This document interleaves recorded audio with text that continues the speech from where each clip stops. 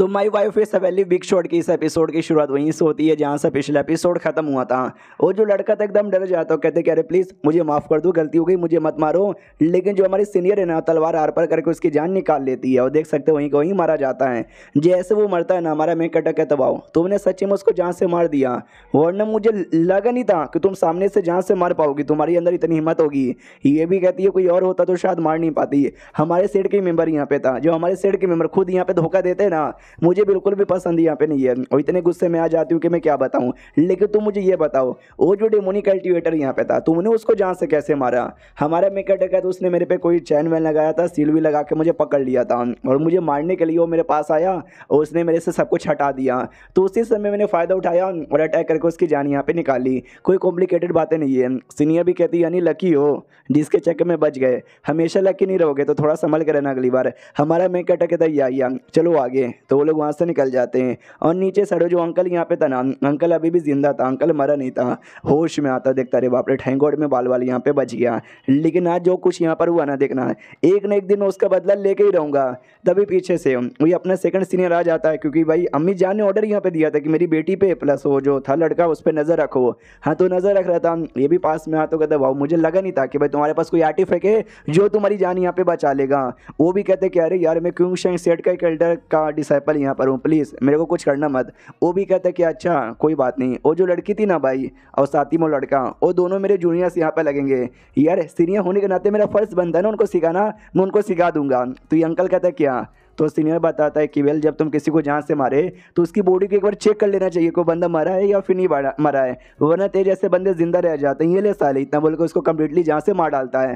अब आते हैं भाई हमारे मेकटर और सीनियर की ओर, जो कि आगे बढ़ जाते हैं। तो सीनियर पूछती बताओ यार तुमने बोला कोई डेमोन यहाँ पर है, डेमोनिक बीस्ट है, तो क्या इसी एरिया में हमारा मेकटर का तैयार या शायद इसी एरिया के अंदर है? मनी मन याद करते कि हाँ भाई पिछले जन्म की मुझे बातें याद है, शायद इसी एरिया में कहीं आसपास होता है, कहीं दिखाई नहीं दे रहा कहाँ पर होगा। उतने में दूर साइड रिएक्शन होता है, यह समुद्र के एरिया था।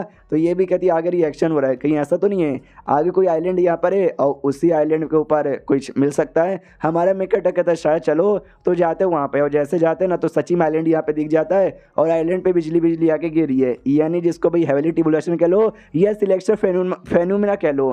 तो सीनियर बताती है एक सेकंड, सिलेक्शन फेनोमेना ये तो तभी ज़्यादा कर अपियर होता है जब कोई कमाल का ट्रेजर आइटम अपियर होता है, कई आइलैंड पे कोई ट्रेजर आइटम तो अपियर नहीं हुआ है। तो हमारे मेकअप भी कहते हैं ऐसा हो सकता है, चलो जाके चेक करते हैं। तो लोग जैसे चेक करने के लिए और पास में बढ़ते ना, और रिएक्शन बिजली वगैरह और भी ज़्यादा तेज यहाँ पे हो रही थी। उतने में एक आवाज़ यहाँ पे आते कि वो बच्चे लोग यह खबर है तुम पास में यहाँ पर आए तो निकल जाओ यहाँ से। हमारे मेकटर आवाज़ से जो ऑर्डर रिलीज हुआ था ना पता लगा लेते पक्का कोई क्या बोलते हैं भाई हाई लेवल का बंदा यहाँ पर है, नॉनसेंस हो लेवल का बंदा है। तो हमारे मेकटर भी कहते सॉरी सीनियर गलती से हम यहाँ पर आ गए, आपको डिस्टर्ब हो रहा होगा तो हम यहाँ से दूर जाना चाहेंगे। तो लिटरली वहाँ से दूर जाने के लिए निकल जाता है, दूर आ भी जाता है, कहता है थैंक गॉड सीनियर कि भाई सामने से जो बंदा यहाँ पे था उसने हमारे पे अटैक नहीं किया, वो अटैक कर देता तो शायद हम मर जाते, क्योंकि वो नॉनसेंस और लेवल का है। और एक सेकंड, ये जो बिजली हो तो ज़्यादा तेज हो रही है, तो बिजली और तेज होती है नीचे आके कोई कछुए जैसा बीस्ट यहाँ पे था बहुत ही बड़े साइज का, उसके ऊपर यहाँ पे गिरता है। इनको अनुमान लग जाता है ये सिलेक्शन फेनोमेना नहीं है बल्कि हेवली टिबुलेशन है, जो कि वो टर्टल यानी कछुआ सहे जा रहा है अपने लेवल अप करने के लिए। और जो आइलैंड यहाँ पे था ना, समझो आइलैंड नहीं था बल्कि कछुए का पीठ यहाँ पे था, उसी पीठ के ऊपर है ना पूरा आइलैंड और सब कुछ यहाँ पे तैयार हो चुका था, जो कि ऊपर से देखने से या फिर दूर से देखने से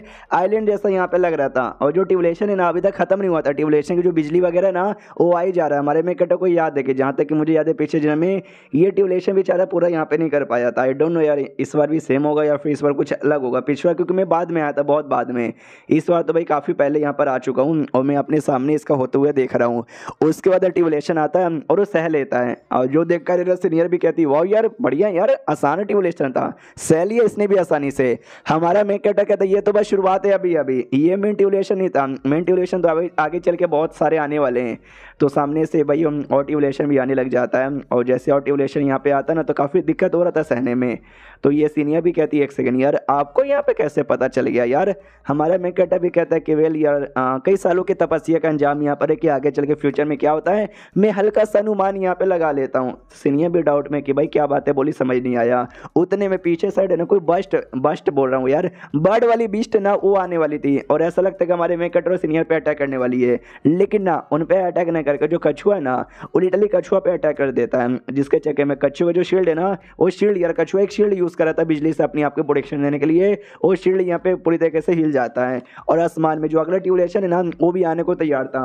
हमारा मेन कैरेक्टर भी देखता है फक यार बेचारे का शील्ड भी टूटने वाला है और आसमान से ट्यूलेशन भी आने वाला है। आई डोंट नो ये कछुआ कैसे संभाल पाएगा। तो ट्यूलेशन यहाँ पे आता भी और ट्यूलेशन भाई तगड़ेदार यहाँ पे था और शील्ड बेचारा क्रैक यहाँ पे था और शील्ड भी टूट जाता है और ये कछुआ संभाल नहीं पाता, काफ़ी चोट लग जाती है और वो पानी के अंदर आ जाता है। तो उसका पीठ बाहर था जिससे खाली आइलैंड यहाँ पे दिख रहा था। उतने में जो बर्ड है ना वो बर्ड वापस से अटैक करने के लिए आगे बढ़ने लग जाता है, लेकिन तभी जो आइलैंड यहाँ पर है ना उसी आइलैंड के अंदर से एक बहुत ही बोले तो बहुत ही ज़्यादा बड़ा सांप यहाँ पे निकलता है जो बर्ड पे अटैक कर देता है। देख सकते हैं बर्ड का जो पंख है ना पंख भी यहाँ पे पकड़ के मारने लग जाता है। हमारी सीनियर डाउट में आ जाती है एक सेकंड भाई वो आइलैंड तो भाई कछुए के पीठ पे ही बना हुआ है, यानी आइलैंड हो या कछुआ वो दोनों सेम है और उसी आइलैंड से ये सांप बाहर आया है। कहीं इसका मतलब हमारा मेन कैरेक्टर समझ जाते हैं इसका मतलब वो कछुआ सांप वो दोनों एक ही यहाँ पर है, कोई अलग अलग बीस्ट यहाँ पे नहीं है। और पीछे जन्म में जो सांप था ना वही मेरा पेट यहाँ पे था, इन शॉर्ट ये कछुआ ही मेरा पेट यहाँ पर है। और सुनो जल्दी से रेडी हो जाओ हाँ अपनी प्रोटेक्शन करने के लिए, अगला ट्यूलेशन सबसे खतरनाक होने वाला है। तो ये भी कहती है हम तो ऑलरेडी इतने दूर खड़े हैं और हमारे पे तो ट्यूलेशन को कोई भी असर नहीं हो रहा, हाँ तो दूर से झटका भी नहीं लगेगा क्योंकि हम बहुत ज़्यादा दूर हैं। हमारा मेन कैरेक्टर कहते तुमको शायद आइडिया ना होगा जब कोई एक बंदा ट्यूलेशन अपना करता है ना उसके बीच में कोई और अगर जानवर यहाँ पर आ जाए या कोई और इंसान आ जाए ट्यूलेशन की पावर है ना डबल ट्रिपल तेज हो जाती है। और अभी ट्यूलेशन के बीच में एक बाढ़ आ चुकी है और ऊपर से भाई कछुए के बदले एक सांप आ चुका है। तो ट्यूलेशन कैसा लगे कि अभी दो बीच में आ चुके हैं जिसके चक्कर में पावर है ना बहुत ज़्यादा बढ़ जाएगा, इतना बढ़ जाएगा कि हमको भी इफेक्ट यहाँ पे पड़ेगा, इसलिए रेडी हो जाओ। तो अपने शील्ड भी लगा के रेडी थे, वहाँ पे सांप है ना बर्ड को मारे जा रहा है।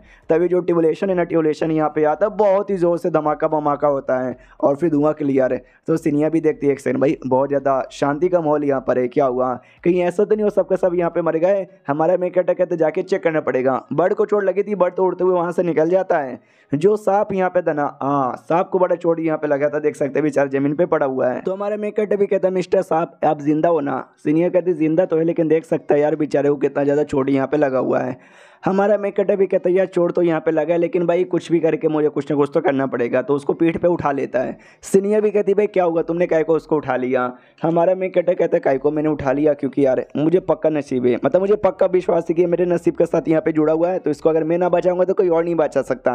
ये भी कहते भाई तुमको कैसे पता चला, तुम्हारी तपस्या के चक्कर में। हमारे मेन कैरेक्टर कहते हैं आप कुछ ऐसा ही समझ लो, एक पेड़ के पास आता है और नाटक करते को माय गॉड पता नहीं क्यों मुझे ऐसा लगता है जो पेड़ है ना पेड़ इसको बचाने में हेल्प कर सकता है। ओ शिट पेड़ के अंदर तो इतना ज़्यादा स्पिरिचुअल एनर्जी है और ये एनर्जी मैं तो सांप में कन्वर्ट कर सकता हूँ जिससे सांप रिकवर हो जाएगा। ओ ये तो सांप रिकवर होना स्टार्ट हो जाता है और अपना फेक लॉजिक यहाँ पे देता है कि जो सांप जो पेड़ यहाँ पर है ना वो पेड़ सांप का ऊपर जो बॉडी यहाँ पे था जब वो कछुए के अंदर यहाँ पे था तो उसके साथ ही कनेक्टेड यहाँ पे थी, जिसके चक्कर में इसमें जो भी स्पिरिचुअल एनर्जी है ना सांप वाला था जो बहुत पहले उसको यहाँ पे मिला था और जो अब इसको हिल कर देगा उतने में आसमान में जो बिजली है ना वापस से कड़कना स्टार्ट हो जाता है। हमारा मेन कैरेक्टर भी कहता है ट्यूलेशन अभी तक खत्म नहीं हुआ है, लास्ट वाला जो है ना अभी तक यहाँ पे बची रहा, तो हमको इससे दूर जाना चाहिए ताकि अपना खुद ही संभाल ले। हाँ तो लोग दूर आते हो, जैसे लोग दूर आते ना सामने से बर्ड वापस आते हुए दिखाई देता है। हमारे मेन कैरेक्टर को गुस्सा आता है कि अरे सांप ने बर्ड की क्या बीबी भगा ली थी, बर्ड एकदम इसके पीछे पड़ा हुआ है ये। तो सीनियर भी कहती भाई बर्ड भी नॉनसेंस 100 लेवल का, सांप भी नॉनसेंस 100 लेवल का, हम फाउंडेशन और क्यूआर फनी लेवल के बंदे भले क्या ही बिगाड़ सकते हैं। तभी वो जो डॉल यहाँ पे थी बीबी वाला और रिएक्शन देता है। हमारा मेन कैरेक्टर भी कहता है कि नहीं हम बिगाड़ सकते हैं और ये चैप्टर यहीं पे ख़त्म हो जाता है। तो मिलते हैं किसी और वीडियो में, जब तक के लिए बाय बाय।